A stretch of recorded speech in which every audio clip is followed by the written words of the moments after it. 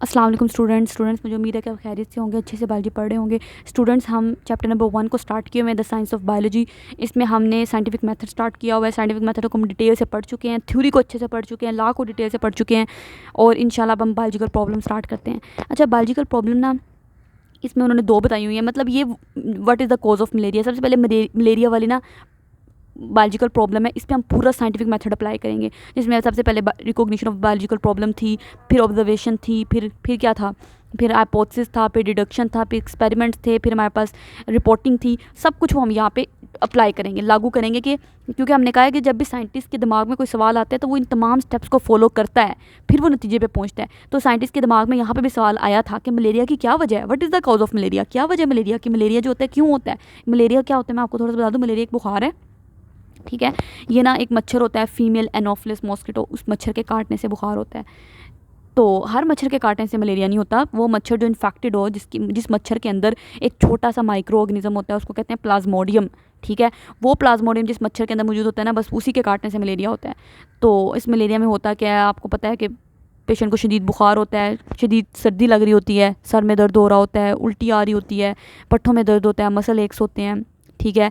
इसके अलावा आपको स्वेटिंग हो रही होती है। तो ये सब कुछ मलेरिया की अलामात होती हैं। अच्छा, अब मलेरिया के बारे में हम पढ़ते हैं कि सबसे पहले साइंटिस्ट के दिमाग में क्वेश्चन क्या आया। जो क्वेश्चन साइंटिस्ट के दिमाग में आता है उसको बायोलॉजिकल प्रॉब्लम कहते हैं। तो वो क्या थी, what is the cause of malaria, कि मलेरिया की क्या वजह है। सही है। हम मलेरिया को क्यों डिस्कस करें, क्योंकि पाकिस्तान में ना ये बहुत कॉमन है, इसलिए हम इसके बारे में बात कर रहे हैं। सही है। अच्छा, ऑब्जर्वेशन जो होती है ना, उसके बाद नंबर 2 ऑब्जर्वेशन बनाते हैं। ऑब्जर्वेशन बनाई साइंटिस्ट ने।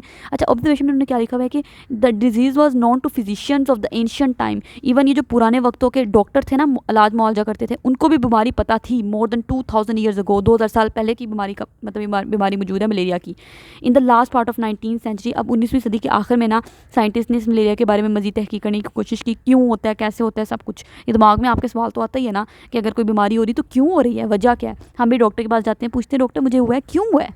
अगला सवाल ही क्यों का होता है। तो इसलिए वो कहते हैं कि 4 मेजर ऑब्जर्वेशन थी मलेरिया के बारे में।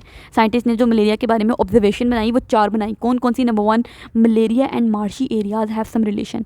मलेरिया और दलदली इलाकों का ना कुछ तो रिलेशन है, क्योंकि वहाँ उस इलाके में ना उस वक्त में ये देखा गया कि जहाँ जहाँ पे दलदली इलाके होते थे ना, वहाँ पे ज़्यादा लोगों को मलेरिया होता था। ऐसा क्यों था, क्योंकि जब दलदली इलाके होते हैं ना, तो वहाँ पे पानी खड़ा रहता है। जब पानी खड़ा रहता है ना, तो मच्छर जो होता है ना, ये जो फीमेल एनोफिलिस मॉस्किटो, ये भी वहीं पे आके अंडे देती है जहाँ पे खड़ा पानी हो। तो इसने वहाँ पे ज़्यादा अंडे दिए, वहाँ पे ज़्यादा अंडे होंगे, ज़्यादा मच्छर निकलेंगे, ज़्यादा मच्छर जाके मज़ीद लोगों को काटेंगे, तो मलेरिया होगा। और इसके अलावा साइंटिस्ट ने ये ऑब्जर्वेशन बनाई कि क्विनीन एक इफेक्टिव ड्रग है फॉर ट्रीटिंग मलेरिया के इलाज के लिए। क्विनीन को याद रखना है आपने, ठीक है। ये एक वो मेडिसन है जिसको आप इस्तेमाल करते हो मलेरिया को ट्रीट करने के लिए। क्विनीन वाज द ओनली, वो कहते हैं इतनी अहमियत है क्विनीन की कि it was the only remedy, यही वाहिद इलाज था मलेरिया को मतलब ट्रीट करने के लिए। फ्रॉम 17 to 20th सेंचुरी, 3 सदियों तक सिर्फ क्विनीन को इस्तेमाल किया जाता रहा है मलेरिया को ट्रीट करने के लिए। इतनी इंपॉर्टेंट थी ये, ठीक है। इसके अलावा साइंटिस्ट ने ऑब्जर्वेशन ये भी की कि drinking the water of marshy areas, जब वो मार्शी दलदली इलाकों का पानी पीते हैं ना लोग, तो तब मलेरिया नहीं होता। लेकिन इन दोनों का, मलेरिया का और मार्शी एरियाज का आपस में रिलेशन ज़रूर है, लेकिन दलदली इलाकों का पानी पीने से आपको मलेरिया नहीं होता। इससे पता ये लगा कि जो मलेरिया है ना, ये वाटर बोर्न डिजीज़ नहीं है। वाटर बोर्न डिजीज़ वो होती है जो गंदा पानी पीने से होती है, जिस तरह टाइफाइड हो गया, हेपेटाइटिस ए ई हो गया, ये ऐसी बीमारी है जो गंदा पानी पीने से होती हैं, ठीक है। तो मलेरिया वो बीमारी नहीं है। साइंटिस्ट को भी ये भी समझ आ गई, ये भी उन्होंने ऑब्जर्वेशन में डाल दिया, ठीक। फिर उन्होंने देखा कि Plasmodium was seen in the blood of malarial patients. जो मलेरिया वाले मरीज़ हैं ना, उनके ब्लड के अंदर प्लाज्मोडियम मौजूद होता है। ये प्लाज्मोडियम वही जो मैंने आपको बताया, ये एक छोटा सा माइक्रो ऑर्गेनिज्म होता है, यूनिसेलुलर यूकैरियोट है।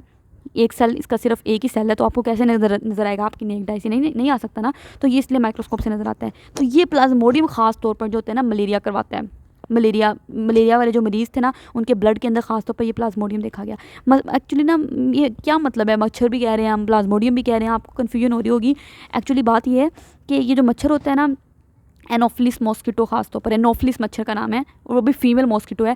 वो जब आगे काटती है ना, तो उस मच्छर के अंदर ये प्लाज्मोडियम बैठा होता है।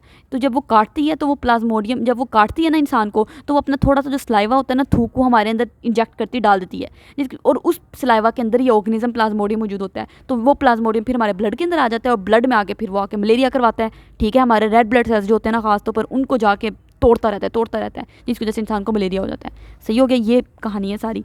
अच्छा, 1878 में एक फ्रेंच आर्मी फिजिशियन, मतलब फ्रेंच आर्मी का डॉक्टर था लेवरान, उसने रिसर्च की, किस चीज़ पर रिसर्च की, on the cause of malaria, क्या वजह है मलेरिया की।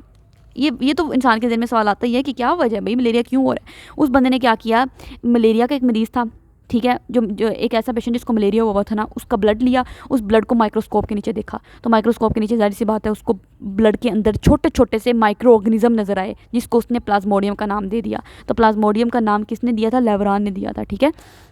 वही बात उसने लिखी हुई है, देखें, उसने रिसर्च की, किस चीज़ पर रिसर्च की, on the cause of malaria, malaria के कोज पे। He took blood from the malarial patient, उसने एक मलेरियल पेशेंट से ब्लड लिया और उसको फिर ब्लड को माइक्रोस्कोप के नीचे देखा, तो उसने क्या देखा, उसे छोटे छोटे से माइक्रो ऑर्गेनिज्म ब्लड के अंदर नजर आए, उस माइक्रो ऑर्गेनिज्म को उसने प्लाज्मोडियम का नाम दे दिया। लेवरान ने काम किया था।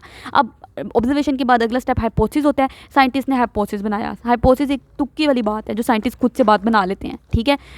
उन मतलब जो उसने सारी साइंटिस्ट ने ऑब्जर्वेशन की होती है ना, उनकी बुनियाद पे साइंटिस्ट ने एक बात बनानी है, जिसको हाइपोथेसिस कहेंगे। अब साइंटिस्ट ने हाइपोथेसिस क्या बनाया, biologist thought on these observations.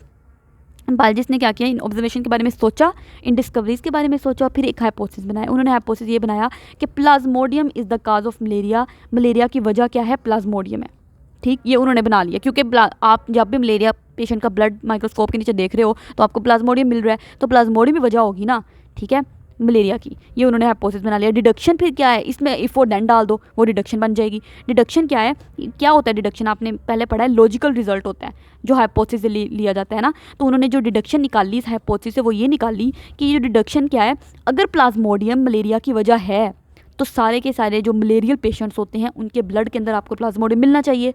सही बात है, यही लॉजिकल बात है ना एक, कि अगर Plasmodium is the cause of malaria, अगर आप ऊपर कह रहे हो कि काज ऑफ मलेरिया, वजह मलेरिया की क्या है, एक प्लाज्मोडियम माइक्रो ऑर्गेनिज्म है जो मच्छर के अंदर मौजूद होता है, वो है।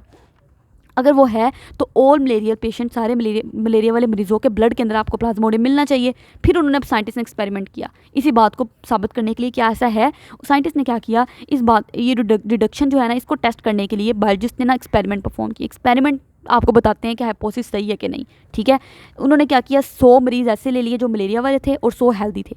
अभी जो मलेरियल पेशेंट्स थे इनका भी ब्लड लिया, इन 100 के 100 मरीज़ों का, इनके ब्लड को माइक्रोस्कोप के नीचे ऑब्जर्व किया, तो आपको सारे तकरीबन जो मलेरियल पेशेंट्स थे ना, इनके ब्लड के अंदर आपको वो जो छोटा सा माइक्रो ऑर्गेनिज्म था प्लाज्मोडियम, वो मिला। लेकिन जो हेल्दी पेशेंट्स थे ना, उनके ब्लड के अंदर वो नहीं था। जाहिर सी बात है, वो हेल्दी थे। तो वही, और ये बात साबित हो गई कि वाकई सही बात है, ऊपर जो हाइपोथेसिस हमने बनाया था Plasmodium is the cause of malaria, malaria की वजह एक प्लाज्मोडियम है, वो बात सच है। ठीक हो गया। तो देखें, उन्होंने क्या किया, एग्जामिन किया किसको, ब्लड सैंपल लिए 100 मलेरियल पेशेंट के और 100 हेल्दी पेशेंट्स के, और उनको माइक्रोस्कोप के नीचे ऑब्जर्व किया। तो फॉलोइंग रिजल्ट उनको मिला, क्या मिला, most of the malarial patients, जो ज़्यादातर मलेरियल पेशेंट्स थे, अच्छा, ये जो most of the malarial patients जो थे ना, had Plasmodium in the blood, उनके ब्लड के अंदर आपको वाकई प्लाज्मोडियम मिला, वो जो माइक्रो ऑर्गेनिज्म था वो वाकई मिला आपको। इस रिजल्ट ने ये बात साबित कर दी कि वो जो हाइपोथेसिस आपने बनाया था Plasmodium is the cause of malaria वाला, वो बिल्कुल ठीक है। वाकई मलेरिया की वजह क्या है, वो जो एक छोटा सा माइक्रो ऑर्गेनिज्म होता है प्लाज्मोडियम, वो है।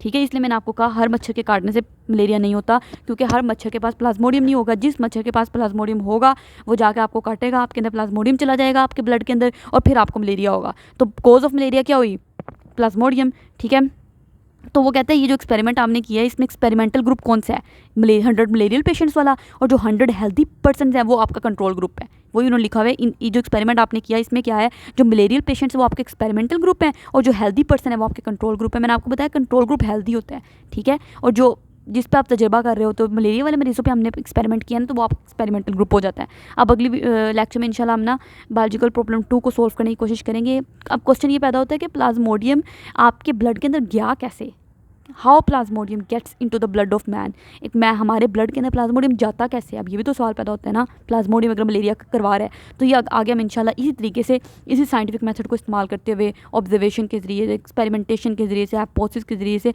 हम इसको उसी साइंटिफिक मेथड पे अप्लाई करते हुए इस प्रॉब्लम को हम हल करने की कोशिश करेंगे। ठीक हो गया। अगली वीडियो में इंशाल्लाह आपसे मुलाकात होती है। अल्लाह हाफिज़।